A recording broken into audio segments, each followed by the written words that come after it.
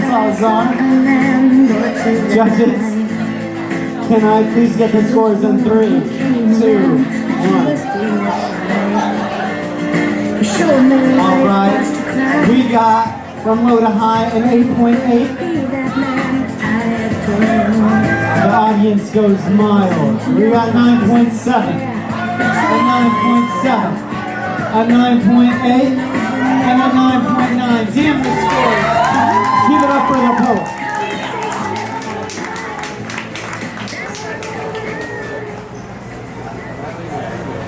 So we are now at the featured presentation of our show. Before we announce the winners, we're going to bring up our featured poet, Sadler. 1 second, Zay. 1 second, Zay. Zay traveled here all the way from Austin, Texas. Zay has books for sale. They're $7. Only $7? You can't afford not to buy it. Okay. Her latest album, Origami, is out on SoundCloud. And the first 5 people who follow her on Instagram will receive a free book tonight. At ZA is a writer _ We got it? Zay is a very close personal friend of mine. We're on the 2013 Austin National Poetry Slam team that placed 5th in the nation. Ain't nobody knows Zay like Zay knows Zay. And Zay's gonna come up to this stage and we're building energy. We're building energy. We're giving a very Houston welcome to Zay.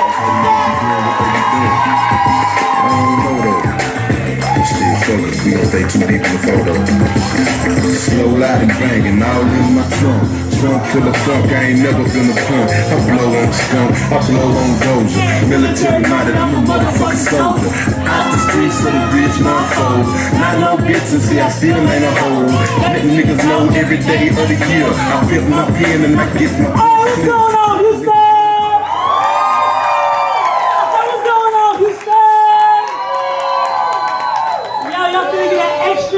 Today, my whole fucking family is here. That shit's crazy. So everybody turn around in their seat towards the back of the audience and say, "Hi, Zay's family."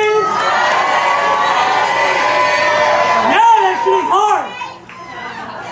Yeah, that shit got me all that shit juiced up, bro. My cousin who just got married, like, popped up out of nowhere and didn't tell me he was coming, walked in and scared the shit out of me. He in the back looking like the Black Bill Gates, like he got a Tesla or some shit. Like, it was a beautiful wife standing next to him. That shit's awesome. My cousins are back here recording me. I don't get to get here often enough. Y'all look dope. We finna have a good ass time. Say what's up for a good ass time. Say what's up. Damn right. Oh, I'm juiced up to be here right now. I'm so hyped. So yeah. Hey, I'm gonna try to be.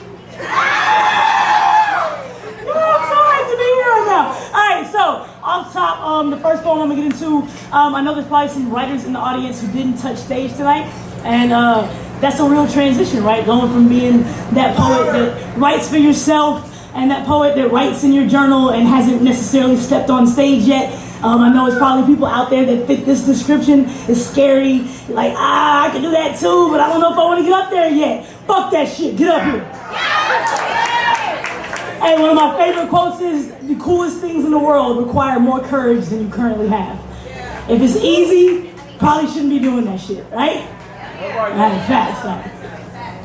I thought the transition from the page to the stage would be simple. Wish me now could have told me back then what I was getting myself into. Nothing about this was going to be easy. Not knowing really, showing you people who I am would lead to me needing you to believe me. I've never needed anything so bad. Theme for this, like my dad, love this life, like I wish he had, wish I could focus and pay attention like he hadn't. Never been good at dealing, not with hurt or havoc, my money or mayhem, love or fucking love is the part I don't know nearly enough of, won't even risk the initial jump because I'm already worried about the breakup, but that's how I've been living. Waiting on this other size 9 Nike to drop, been living this way for a minute, and I'm gonna be honest with y'all, it ain't likely I'll stop, hoping for the best, but always expecting the worst, knowing firsthand it's when that other foot hits the ground is when it hurts, and I already told y'all. I don't handle hurt so good. So I stay with a good L, keep spitting and smiling and smoking. But if you look through the fog and my smile is broken, but I ain't looking for y'all to fix that. Only I can do that. Always been kind of fire at puzzles though, y'all. It's puzzling how sometimes something so small can set me off. And then I'm up here, ablaze, falling apart right in front of your face, but you can't stand to look away.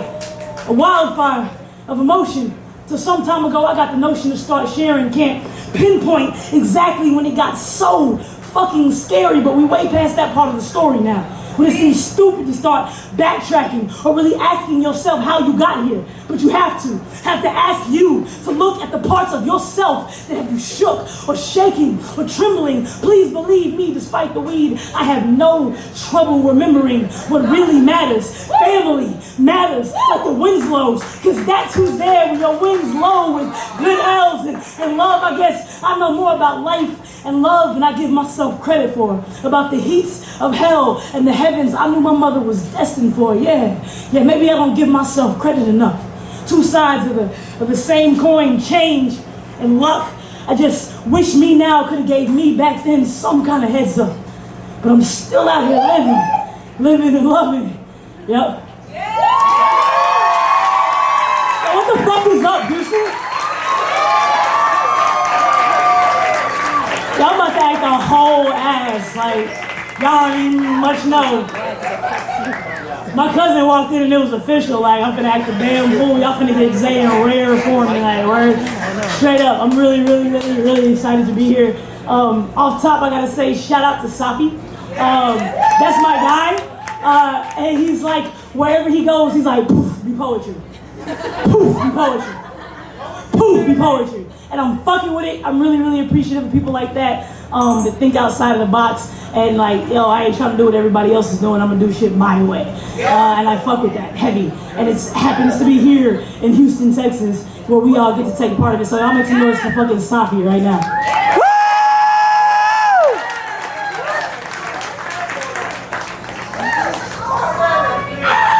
So I got books. They $7. Only $7. Over your headset. They don't like this because this is my version, y'all version in color and shit. You know what I'm saying? So also forewarning, shit's happening in the world, man. Like a lot of shit's happening in the world. So just to let you know right now, if you need to move around or you might be uncomfortable, I'm letting you know right now, my set black as fuck. Like real black. So if you got a problem with that, this is not the feature for you. So this poem's called Sorry Not Sorry. It's after one of my favorite poets ever. Her name is Audre Lorde. If you don't know about her, you got a computer in your pocket, fix that. I am deliberate and afraid of nothing. Audre Lorde.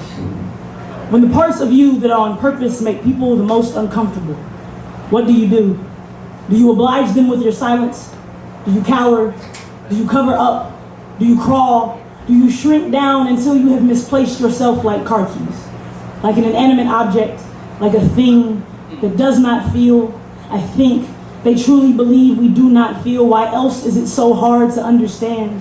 The babies, somebody's babies, the bullets, the lynching, the separate but never been equal, the stares. I fucking hate the stares, the gas, the whispers, the prisons, the pipeline, the riot, the rallies, the 80s, the 70s, the 60s, and we won't apologize for any of it. And we are still angry about all of it. How dare I be so much for you to wrap your small mind around? How dare I have so much circumference? How dare I take up so much room being black first and woman always and love being elusive to anyone and everyone anyway? Must I be so obvious, so loud with my melanin and my gay, making the whole room reconsider the manners their mamas taught them or didn't? Putting their elbows up on a table I was never meant to eat at anyway, mocking me. In the South, racism is as traditional as chitlins on New Year's, a rank reminder that we still force feed ourselves shit in hope for future peace and prosperity. A promise as transparent as when my brother says, I ain't got nothing against gay people. Sounding so much like the South we were raised in. I can feel the warm spit that comes before vomit form in my mouth. It's sickening. An all too familiar feeling of superiority or fear I think to myself, what do they have to be afraid of? Are they trying to wipe you out too, like they never wanted you? Are they leaving bodies by your wayside and condemning your heart? Are they trying to erase your existence? Even with all this hair and talk and teeth, they will still try to see right through me. And I will stand there, deliberately and unafraid.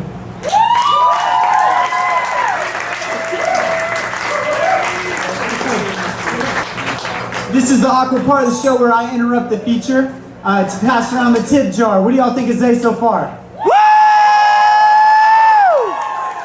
Yo, if Woo has a monetary form, I'm going to ask you to put it in this tip jar. We're going to pass it around because we want Zay to have enough money to go back to Austin and come visit us and her beautiful family as soon as possible. So I'm going to pass around this tip jar. I'm going to get out of the features way and let her keep on going.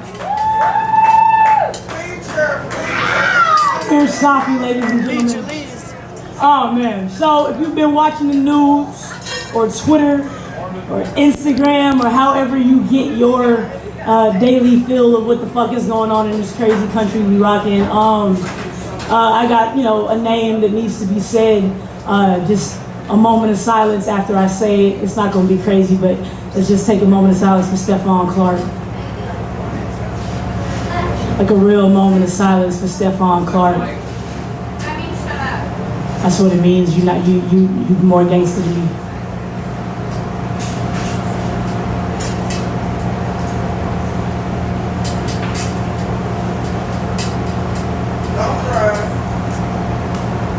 As the train settled into the station, I looked up, and it was as though I had seen it in a movie. Maybe because I'd seen it in a movie. Maybe because the movies made after a brown boy gets shot in the back get more attention than the shootings themselves. Maybe it's because I saw they shot him outside. They're always shooting us outside like dogs. Call it American history. Always dogs or water hoses used to wash away all that blood. Brown boys always becoming red stains. See what they reduce us to? To TV and movies, to rap lyrics and tears, to t-shirts and ash. That's all we'll ever be if we let them tell it. How are they gonna keep getting away with this? Let them tell it. Someone is always speaking for us. Speaking is what I'm always doing. Language is all I have most days. I had no words that day. All I had thoughts of how I have brothers and nephews. They wear hoodies and eat sweet things. We live in the southernmost tip of these blood-stained United States. They drink iced tea. It's as brown as they are, and both make me smile. I had no smile that day. All I had were thoughts. Thinking is all I have most days. In those days, I do it way too much. As I was writing this, another brown boy became a stain, y'all. Another smudge on an already dirty background. What a rap sheet we have. The police thought his body a fitting tribute. Buried bullets in his chest the way his mother will him, and people wonder why I am always so angry. I'm not angry. I'm terrified. I too want to have sons one day. He will be raised right. He will speak well and for himself the way his mother did. They hate that. And I'm too scared that he will be looked at as a story, as a stain that nobody will make a movie about. Or maybe they will. That's what all those stains are, right? Murals and tributes. What pretty artwork we are. What stories we have always been to tell.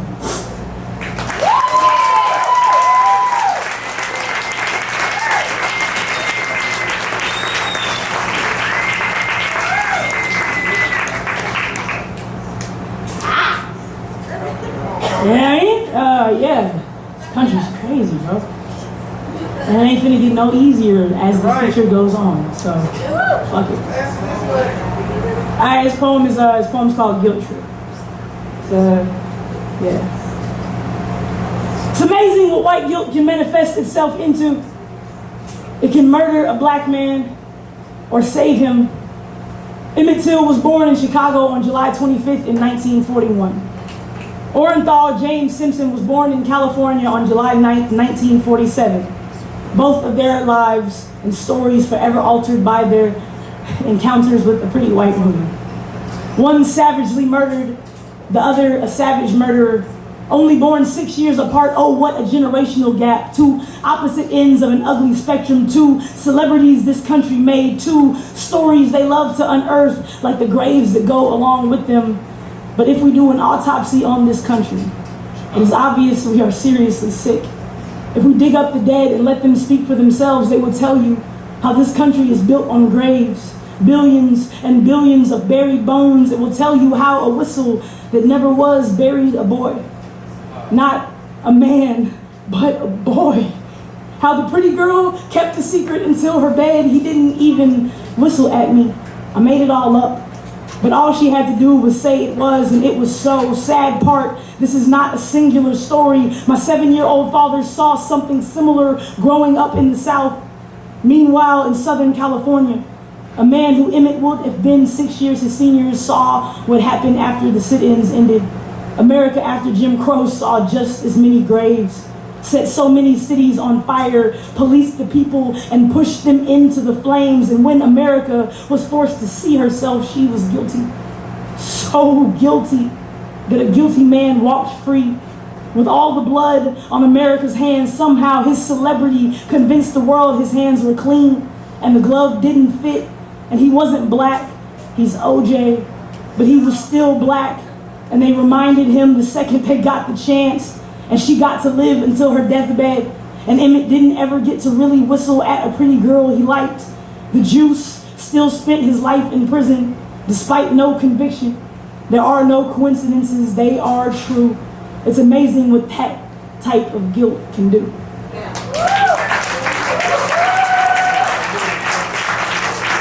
Hey, he's uncomfortable. Let's go, Zay. How you doing? Woo! Y'all feeling alright? Yeah! That's a little tumultuous. I gotta check in on y'all from time to time. Y'all good? Good. If I cried in front of y'all, y'all should be good, right? Yeah. Alright, I'm just making sure. Alright. Just making sure. Check my set list because I smoke weed. Alright. You know what I'm saying? Don't get me started on another thing this country need to fix. So the weed legal, but the niggas locked up gotta stay. Alright, that makes sense, I guess. The weed is legal to smoke now, but the niggas locked up for selling, they gotta stay in jail. I don't know. Maybe that's just me, it doesn't make any sense. But it could be me. Alright, so this next poem I'm gonna do is for my brother, my kind of adopted brother. Doesn't feel adopted because I've known him my entire fucking life. You know somebody for real when you know them long enough to see them drive a Hot Wheel car up their penis. Facts, like as a child, like I've known this kid from his entire life, and he's like one of the best people I know now, and would shoot somebody for me without blinking an eye. And yeah, I love him. So this poem's for Avery. My baby brother Avery is terrified of sharks.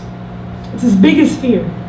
Now, when I say baby, I mean little. When I say little, I mean younger than. He's actually 6'2" with his own story. He's still tattooing into his skin. Now, when I say brother, I mean the kind that's not born into your family but chosen. To make it that much more special. To find family in forever in those that do not need to share your blood. And blood is what Avery is. Bright red and bubbling at the surface. He's one of my favorite people. I want to tell him he is a shark. How funny it is to be your own worst fear, to be afraid of your own strength, to be both the hunter and the hunted, the thing that everyone's afraid of and the chum in the water. Little known fact. Sharks are not indigenous to American waters.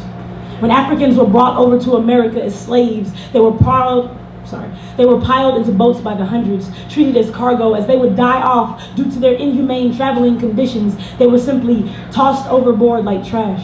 As the colonizers repeated this journey, the sharks in African waters started to follow the trail of discarded brown bodies and eat them. This led them to America in search of food.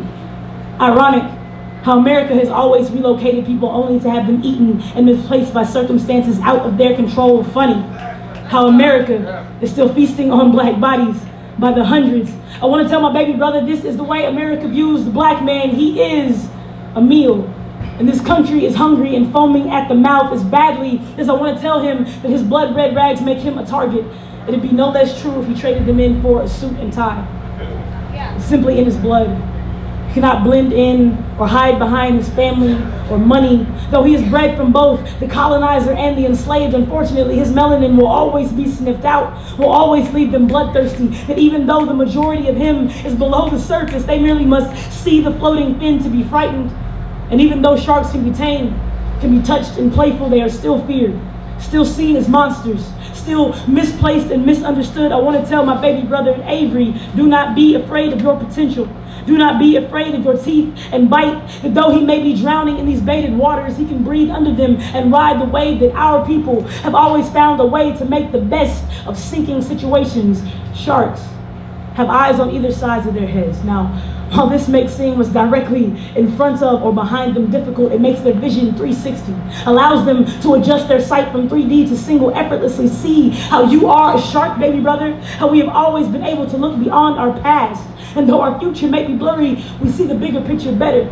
We can always shift our vision, see troubled waters from every angle like sharks. We are forever hungry. Eat, baby brother, eat.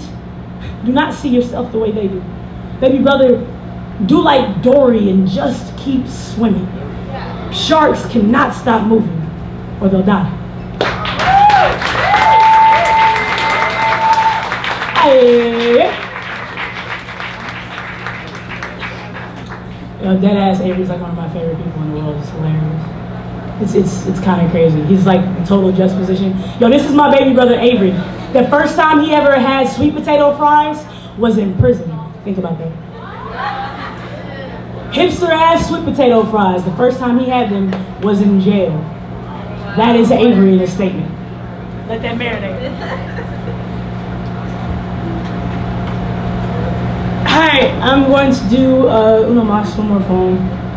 That I wasn't going to do it first because we'll see how I can get through it. But I had to do it because, like I said, my whole damn family is in the building. So, make some noise for that one more time. That shit feels great, bro. Fuck, that shit feels good. It's only right that I do a poem about the women in my family. I did a lot of poems about black men today because they're very important to me. But black women are also very important to me. And I would not be who I am without the ridiculously amazing women that were in my life. So this is for them. I come from the strongest types of women, y'all. Necessary rocks and mountains amidst a seemingly endless stormy backdrop. But my mother has always managed to find the silver lining. My mother was golden, with a crown of bronze and silver wisdom wrapped around her ears like a halo, and now I am sure that my mother is indeed an angel. I believe she has long since earned her wings. I think I could live 1,000,000 lifetimes and still not get it right the way she did. How'd you do it, mama? How'd you woman like that? How'd you hold up so many people on such tiny shoulders? How'd you fit so much know-how and Southern Baptist syrup thick faith in such a dainty body? I see now why Daddy spent the rest of his days trying to get you back. He knew what he'd lost. I know what I've lost, but I will never forget what you taught me. My brother and I used to always tell my mother that she was perfect. To which she'd say with a chuckle, nobody but Jesus is perfect. Well, in her, I see we are truly made in God's image. In her, I know there must be some divine. Now, I don't know what my fondest memory of my grandmother is and has always been coffee and donuts. Always told me that I was too skinny. Don't know if she was trying to subtly say that getting up in the morning wouldn't always be easy or sweet, or that society is going to expect you to look some type of way and not to give into it. Don't know if she was trying to tell me that when you work as hard as the women in our family do, as black women do, as women have to, that it would often be difficult to find the energy you need to turn nothing into something. My grandmother was that kind of woman. Kind of woman my mother was. Kind of woman I am still trying to be. How'd you do it, Grandma? How'd you woman like that? How'd you raise 3 kids in the coke apartments during the crack era in 5th Ward, Houston, Texas? I wish I would have had you longer. Wish I would have learned more. Wish I could be half the lady my auntie was. My mother's big sister put her foot all the way in a pot of Thanksgiving anything, y'all. Raised her family the way her mother and little sister did, right? Lived through a son taken by violence in the 80s and burying your baby girl. My mama missed you so much. Thank you for Christmas and the card games. How'd you do it, Aunt Gloria? How'd you woman like that? How'd you manage to feed my whole family's soul? I am still learning that being a woman is about sacrifices and sincerity. I'm lucky to have had these examples. Not every woman is so lucky, so blessed. Some learn to woman on their own. I learned at home. I come from the strongest types of women, y'all, and I'm still learning to woman in a way that makes them proud.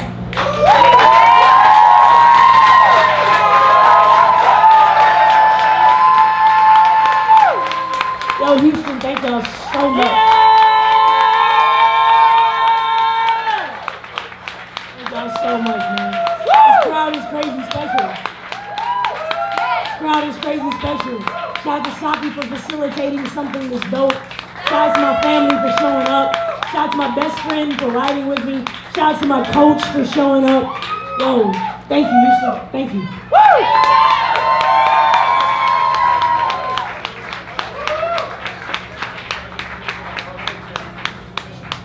Give it up for our feature, Zay Sadler, one more time. Just a reminder, Zay has books for sale for $7.